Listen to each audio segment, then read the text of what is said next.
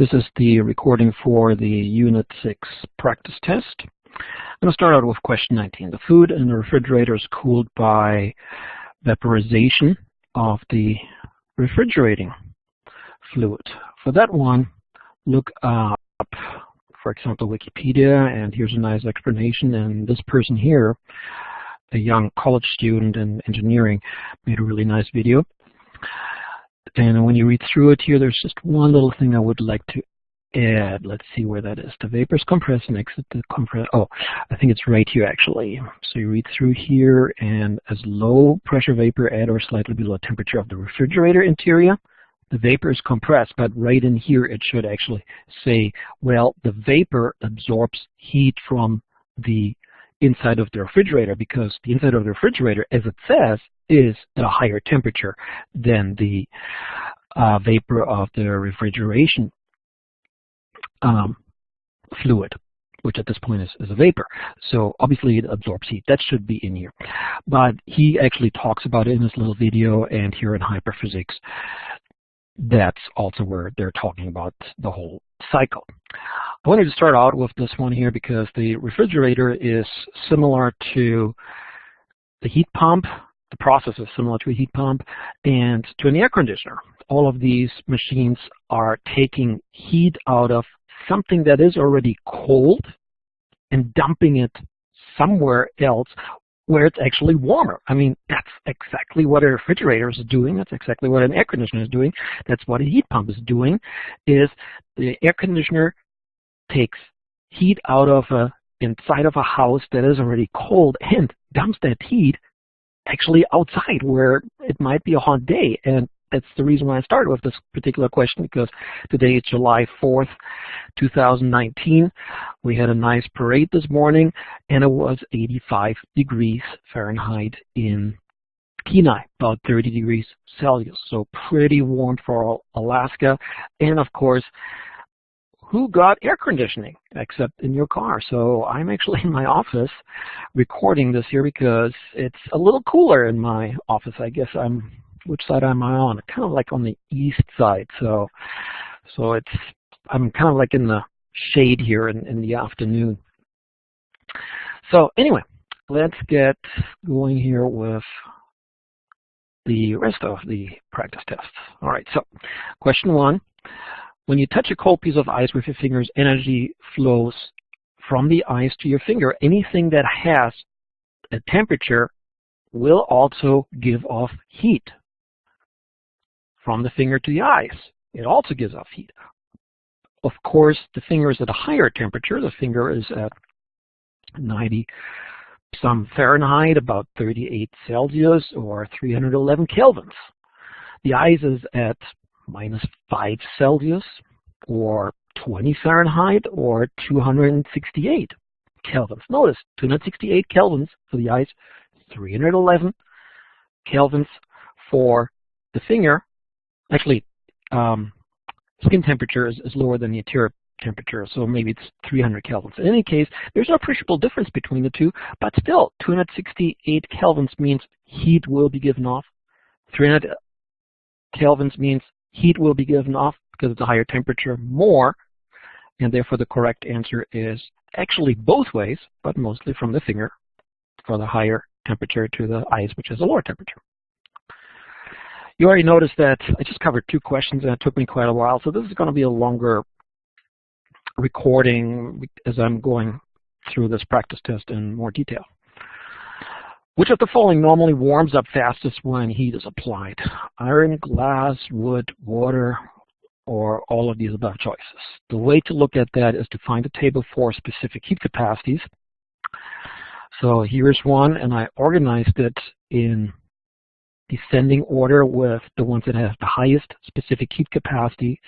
And I'm just going to look at more common material. So in our everyday lives, we really don't have a whole lot of hydrogen, helium. Yes, we have ammonia somewhere in the household, but not a whole lot. Water, of all common materials that we come across all the time, has by far the highest specific heat capacity, which means with its high specific heat capacity, it says here 4,182 joules per kilogram in Celsius degrees. with its very high specific heat capacity, it means it takes a lot of heat to actually get it up to a certain temperature. And once you have it at that certain temperature, at a high temperature, it contains a lot of internal energy. That is why a pot of water, hot water on the stove, will stay hot for quite a while. That's why when you draw a hot bath, that hot bath will stay hot quite a while because of that really high internal energy it has at that temperature. So it takes a long time to warm up water, but once you have it there, it takes a long time to cool it off. Now let's look at some other materials here. All right, here's alcohol. Well, sometimes we have alcohol around. There's timber. There's all kinds of timber here, and then they have, let's see where they have wood in general. Let's see, there it is. So wood, 1300 to 2400. So that's kind of like half of that of water. I forgot where I saw glass. Oh, there it is. No, that's not glass. It's glass wool. Let me try something else here. Where did it go? Okay, there it is. Crown glass. So it's kind of like in the hundreds range. So that's kind of like a tenth of water.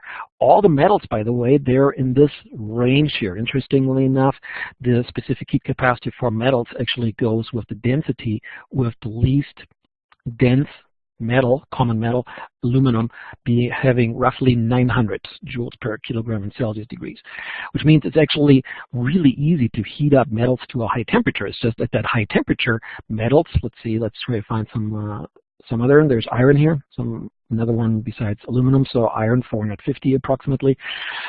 Once you have it at a high temperature, it actually doesn't contain a whole lot of heat.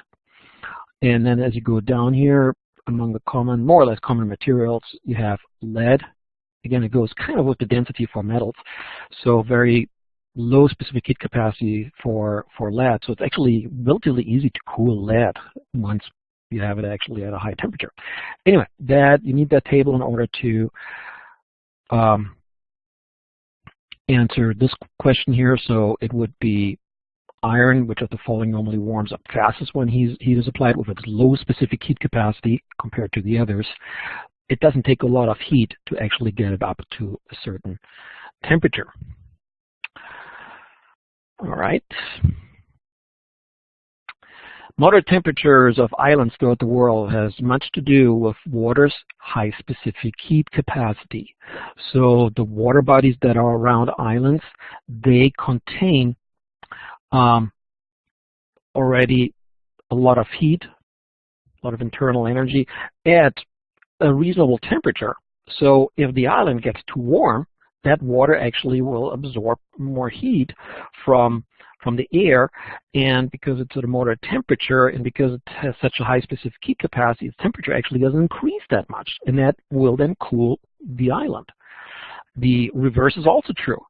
Islands in the Arctic, I'm thinking about Dutch Harbor on Alaska, so in the Aleutian chain, they don't get very cold in the winter because the body around it, which is the Pacific, has reasonable low temperatures, somewhat above the freezing point in the winter, and it contains a certain amount of heat and will give that off to the island, which in the winter, of course, wants to get colder, but it draws heat from the ocean that's around it. So on Alaska actually doesn't get that cold as compared to the rest of the state of Alaska. All right, compared to a giant iceberg, a hot cup of coffee has, yes, a higher temperature, but less internal energy. Internal energy depends on the specific heat capacity, it depends on the mass, it depends on the temperature. So the cup of coffee, hot cup of coffee, has maybe 80 degrees Celsius, which is 180 Fahrenheit, 350 kelvins. The iceberg has maybe 10 Fahrenheit, which is negative 10 Celsius, which is 260 kelvins. So 260 kelvins is quite a bit less than the, I believe that's at 350 kelvins for the cup of coffee, but it has much, much more mass, obviously.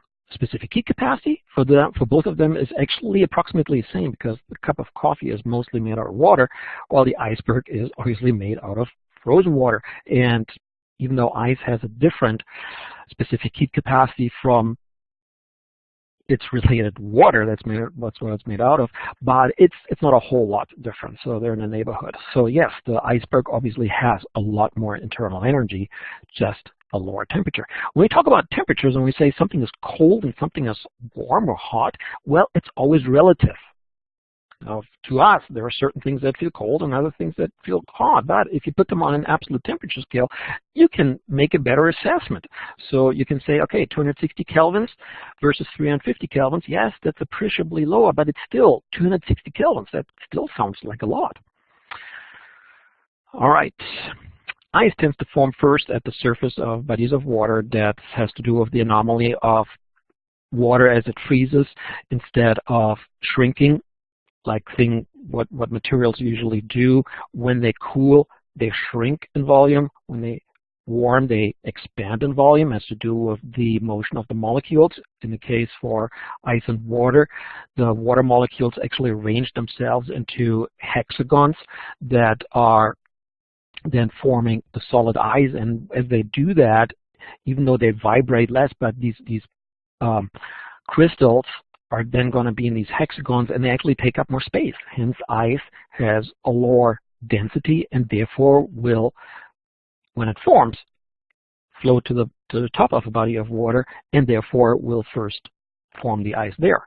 Really nice for lakes, because when a lake freezes over on the top, the aquatic life inside can actually survive a harsh winter.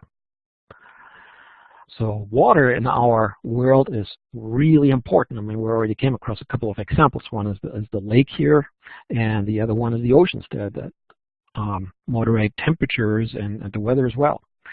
When a bimetallic bar made of copper and iron strips is heated, the bar bends toward the iron strip. The reason for this is that copper expands more than iron. So this is about heat expansion. It has nothing to do with heat capacity.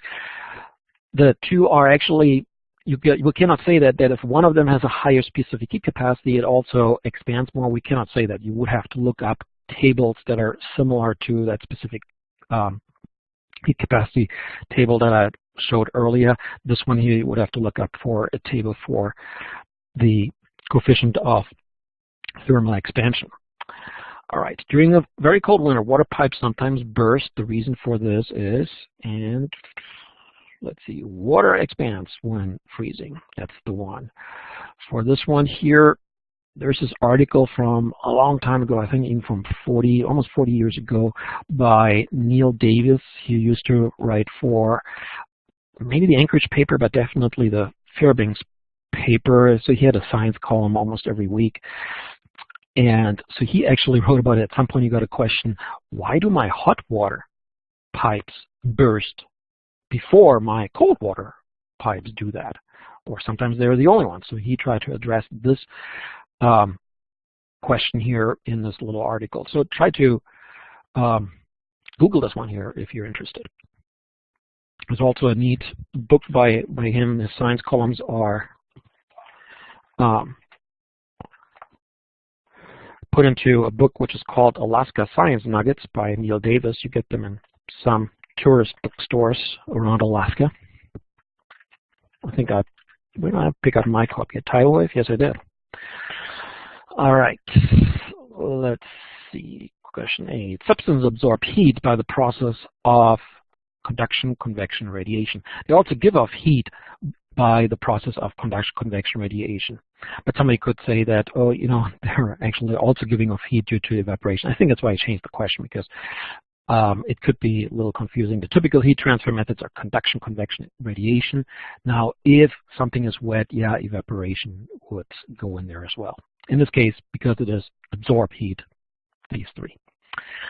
Your feet feel warmer on a rug than on your tile floor because your rug is a better insulator than your tile. This one here would take up a table for the heat conductivities of all kinds of materials. So especially in thermodynamics and heat, we come across all kinds of tables with materials constant, specific heat capacity, linear expansion, and in this case, conductivity.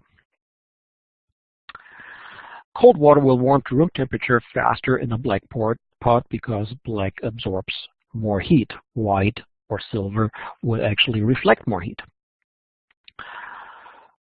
That is why houses in down south are always in a lighter color. At least I try to put them in a lighter color, because in the summer they would reflect more of the heat, and in the winter they actually would not emit as much heat. Try to paint a house black, and ooh, you're gonna have really hot summers and you're gonna have pretty cold winters. So that's why they're always, or they try to be, lighter color. Wrapping a hot potato in aluminum foil significantly reduces the rate at which it loses energy by radiation. So the aluminum foil, being reflective, will radiate at least part of the heat back to the potato as that heat tries to escape. Of course, it will still conduct heat, but it's there in order to reduce the radiation. Water-filled paper cup. This is kind of a nice experiment. It works. A water-filled paper cup held in a flame will not catch fire. That's as you heat this one up. Well, whenever the paper tries to get to a higher temperature, it's not able to, because the water inside is at a low temperature. It's 20 Celsius, and then it's 30 Celsius, and then it's 40, 50 Celsius, but never at a high enough temperature that the paper could catch fire. And whenever the paper wants to get at a higher temperature, it gives off heat to the water inside. So, which is what it says here. Let's see. A person can quickly walk barefoot across red hot coals of wood without harm, because all of these are actually correct. I looked up, let's see, there we go. I tried to look up fire walking, those kind of things, hot coals and so on, and it was really tough, because there are all these kind of really weird websites about spiritual things happening and mystical things happening and esoteric things happening and so on. And really what I wanted to find is physics, and I have a neat book by Gerald Walker. So his book is right next to that Science Nuggets. It's called The Flying Circus of Physics by Gerald Walker, and he actually has a nice little story here where he actually firewalked in class. I'm going to read this a little bit here, where he did that at Cleveland State University, apparently. And this article that you see here is actually one that talks about physics, so they interviewed him for that. So anyway, here's part of his story. So he firewalks in class. He says, I repeated the stunt for 2 years, growing ever more confident, and that's the key, what happens next. The confidence was unwarranted, because when I next walked over the coals, I suffered extensive burns. The pain was so intense that my brain turned it off so I could complete my 50-minute lecture. When I then stumbled to the infirmary, the pain returned in a flood. In some of the popular workshops where one might learn how to walk over coals, emphasis is placed on thinking the right thoughts. Can any thought reduce the transfer of thermal energy to the feet? And if not, what then allows for a safe walk over the coals? Why does that feature sometimes fail, forcing the victim to contend with not only severe burns, but also the chance of infection? So he explains here the physics behind it, why it actually usually doesn't burn you, and what happened here when he was too confident about it is that usually he would be nervous and he would sweat, and that would create an extra layer of moisture between his feet and the coals, and he'd be fine. In this case, actually, he was too confident, no sweat, and that's when, yeah, bad things happened. All right, so all of these apply. Read through them. When a volume of air is very quickly compressed, its temperature increases. That is the ideal gas law. So you change the volume, at which point either the temperature or the number of molecules or the pressure changes. And if you do it quickly enough, all three of them change. If in an isolated system, the number of moles wouldn't change. So as you decrease the volume a lot, obviously pressure goes up, but when you do it quickly, temperature also will go up. It's called an adiabatic process. Again, there is a formula for the adiabatic process, but it's also directly based on the ideal gas law, PV equals nRT. If you do it slowly, actually, then as you decrease the volume, pressure increases, temperature wants to increase as well, so it's at a higher temperature, but because it's a higher temperature, actually heat will go out. So the temperature actually will go back to where it was before, the same as the ambient temperature. So if you do it slowly enough, volume will decrease, pressure will increase. If you do it very quickly, then volume decreases, pressure increases, and temperature might skyrocket because there is no time for the heat to go out. And I have a couple of experiments for that, one of which is the where you hammer it down the fire syringe and you have a little bit piece of wadding paper in there, and it actually catches on fire because temperature gets so high. That's the adiabatic process, which, by the way, is also the key behind the combustion engine. That is actually your power stroke, is the adiabatic expansion, in this case, of the burning gasoline in your in the engine.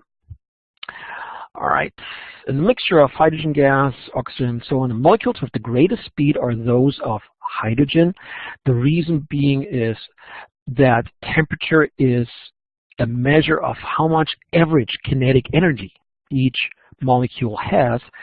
So in the kinetic energy, you recall it from the energy and momentum unit, is 1/2 times mass times velocity squared.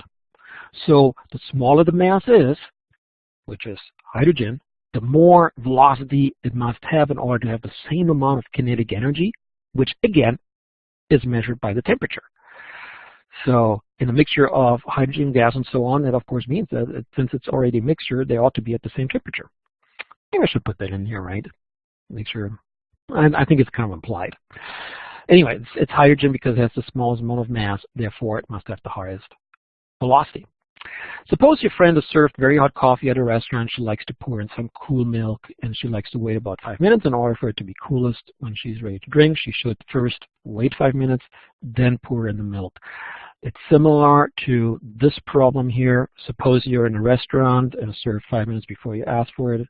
It should be as hot as possible. If you look at the correct answer for this one here, you will see it's the same answer. It's just, so the physics principle behind it, of course, is the same for this one as it is for my question on the practice test. But of course, for one of them, you want to first wait 5 minutes, and the other one is, well, pour it in right away. I like this particular question because it has so many physics content going in there of evaporation and radiation and specific heat capacity and temperature and so on, that I even put it as a banner from my class. All right, let's see. A hot dog, the animal, not the food, pants to help evaporation occur in its mouth and bronchial tract. It actually does have glands that could sweat if it wasn't for the fur. So wherever it has those glands and fur on top of it, it actually doesn't sweat. So that's why it has to be the tongue. Boiling water does not increase in temperature when additional heat is applied because the increased heating produces increased boiling and therefore increased cooling. Read it up. Boiling is a cooling process. Food in a refrigerator, so I did that earlier. Operation of a geyser, look this one up as well. Here's the operation of a geyser. Let's see what they show here. There we go. By the way, I did see this one in Iceland. My son Nicholas and I were there a few years ago, and of course it is impressive. So the operation of a geyser is most like the operation of a coffee percolator, so look it up and you'll see that, yeah, the two are really similar. Match the following. To completely convert a given amount of mechanical energy into heat energy is quite possible. Heat energy is at the end of the chain of energy conversion. So when energy is converted from one kind to another kind, like the chemical energy inside gasoline that is being converted to rotational energy, of the wheels that is converted to kinetic energy of the car moving forward, and then it dissipates due to friction and air resistance. Eventually your car is going to park somewhere, and where did energy go? Well, due to friction and air resistance, it just went away as heat. So yes, that's totally possible. To completely convert a given amount of heat energy into mechanical energy is actually impossible. It's a little unfortunate. That's why engines cannot have 100% efficiency. It would be nice if that was the case, but unfortunately it is not. Let's see, the other two that I have here is, no, not that one, but this one here. Is the purpose of any heat engine? Well, that doesn't address this one here, but the purpose of any heat engine, steam, Stirling combustion engine, is to convert heat energy into mechanical energy.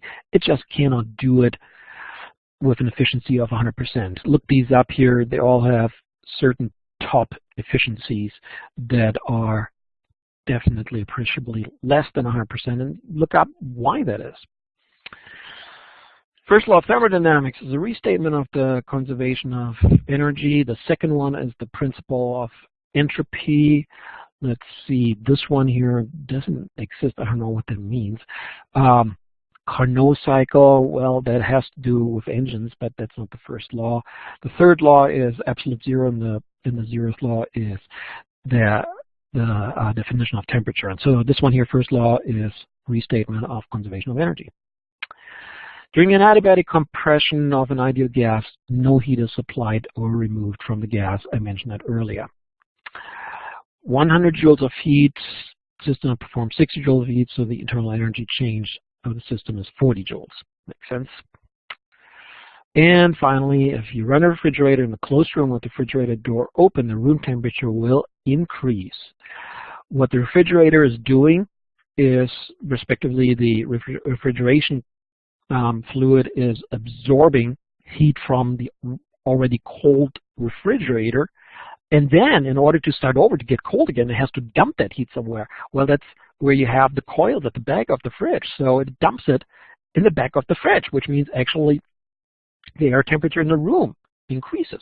And then the refrigerator, since it's plugged in, it will pump refrigeration fluid through there again, and it will cool it, and the cycle will start over. Now, when you open the refrigerator, the refrigeration fluid, the refrigeration cycle has to work harder because you're actually letting heat into the refrigerator. So as it works harder, it's dumping even more heat to the back. And where does it get that extra heat from? Well, because it works harder, it uses more electrical energy. That's where the extra heat is coming from. Again, all the energy at the end is converted to heat. So actually, technically, you're warming your the air in your kitchen. The only way you can avoid that is if you build a refrigerator into the wall and have the outside of the refrigerator outside. In that case, yeah, open the refrigerator and you would cool the room. You're just using a lot of energy. So maybe get an air conditioner right away, because what I just described, refrigerator inside a wall with the coils on the outside, that's actually an air conditioner. All right, and of course the calculation problems already in the recording on YouTube for these problems. And that was the recording for the Unit 6 practice test.